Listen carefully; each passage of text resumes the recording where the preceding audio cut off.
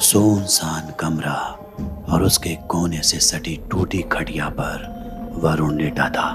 अपनी फूलती सांसों को संभाले ना जाने कौन से ख्वाब में गुम था। शायद वो कोई सपना देख रहा था, कोई ऐसा सपना जिसका हकीकत से फासला अब केवल नाम मात्र ही बचा था। तभी अचानक उसकी आंखें खुली। उसके माथे पर दिख रहा पसीना और पुतलियों पर तैरता पानी ये सबूत थे कि हो न हो उसके जहन ने किसी अनजान और गुमनाम खौफ से तारुफ किया है।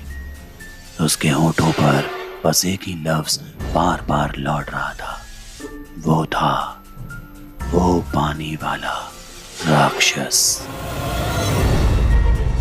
उसका पूरा बदन अब आग सा तप रहा था। शरीर पर बुखार इस कदर हावी था मानो चमड़ी पिघला ही देगा। तो उसने जैसे तैसे खुद को संभाला और माँ को जाकर सब कुछ बताया। माँ हैरत में थी। वो समझ चुकी थी शायद अब उसका बेटा हमेशा हमेशा के लिए उससे दूर जाने वाला है। माँ बुरी तरह डरी हुई थी, लेकिन हिम्मत बांधे उसने अपने परिवार के पंडित को बुलाया।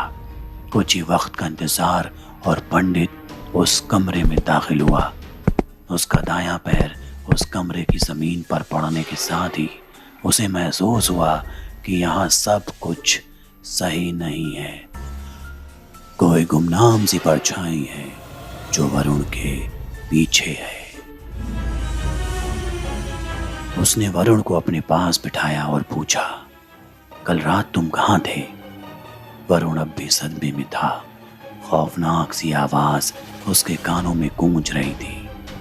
पंडित ने फिर अपनी बात दोहराई, कल रात तुम आखिर थे कहाँ? इस बार वरुण के शरीर के रोंगटे खड़े थे। उसकी आवाज में डर था। उसने अपनी लड़खड़ाती जबान से बोला, वो पानी वाला राक्षस। यह सुन पंडित के कान खड़े हो गए। उसके चेहरे के भाव ये साफ जाहिर कर रहे थे कि उसने कुछ ऐसा सुना है जो शायद उसे नहीं सुनना चाहिए था। पंडित ने वरुण से पूछा, क्या तुमने सही में उसे देखा? इस पर वरुण रोते हुए चिल्लाया, हाँ मैंने उसे बहुत करीब से देखा। पंडित ने अब उससे एक एक वाकया तफसील से पूछना शुरू किया। वरुण ने बताया कि वो बुरी तरह से नशे की सद में चला गया है।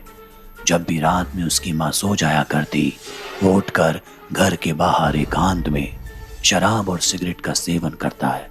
पिछली रात भी वो यही करने वाला था, लेकिन फिर अचानक उसने महसूस किया कि कुछ अनजान सी हंसने की आवाजें बाहर की इस शांति के बीच गूंज रही हैं।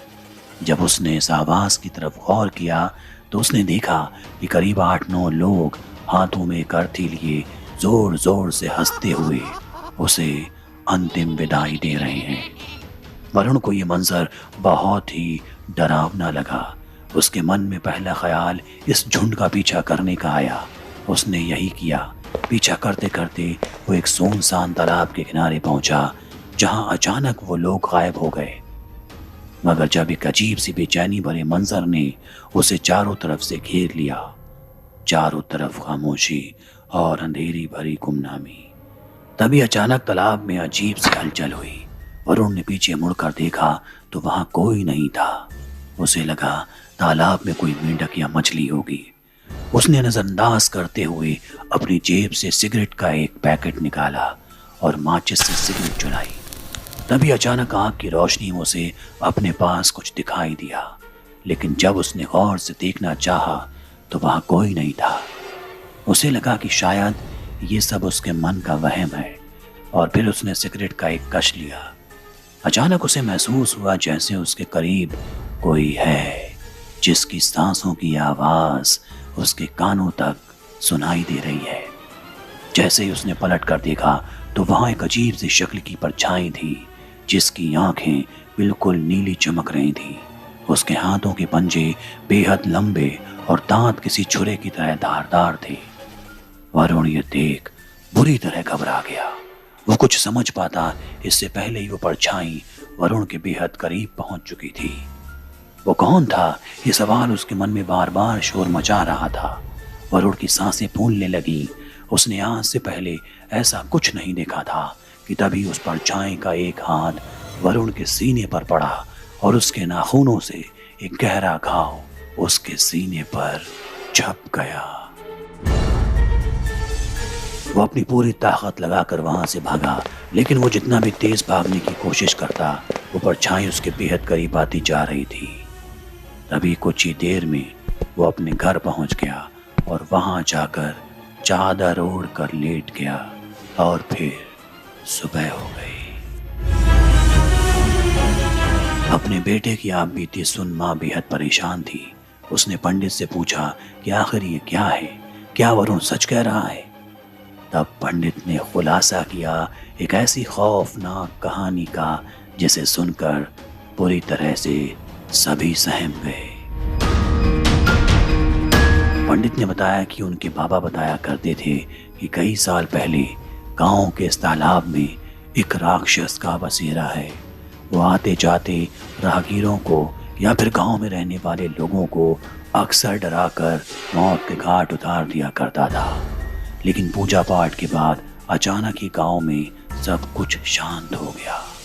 सबको लगा कि सब ठीक हो गया है, लेकिन कल रात वरुण के साथ जो कुछ भी हुआ, ये इसका सबूत है कि वो राक्षस फिर लौट आया है। साथ ही पंडित ने वरुण की माँ को समझाया कि अपने बेटों को अब संभालने का वक्त आ गया है। वो कभी भी किसी भी वक्त तुमसे दूर, बहुत दूर जा सकता है, क्योंकि उसने इस राक्षस को अपनी आंखों से देखा है। कुछ समय तक सब कुछ सही रहा, लेकिन फिर एक सुबह उसी तालाब के किनारे वरुण की लाश तैरती दिखी। वो वहां कैसे पहुंचा, उसे वहां किसने पहुंचाया, ये सारे सवाल आज भी सवाल है और शायद इसका जवाब किसी को कभी ना मिले।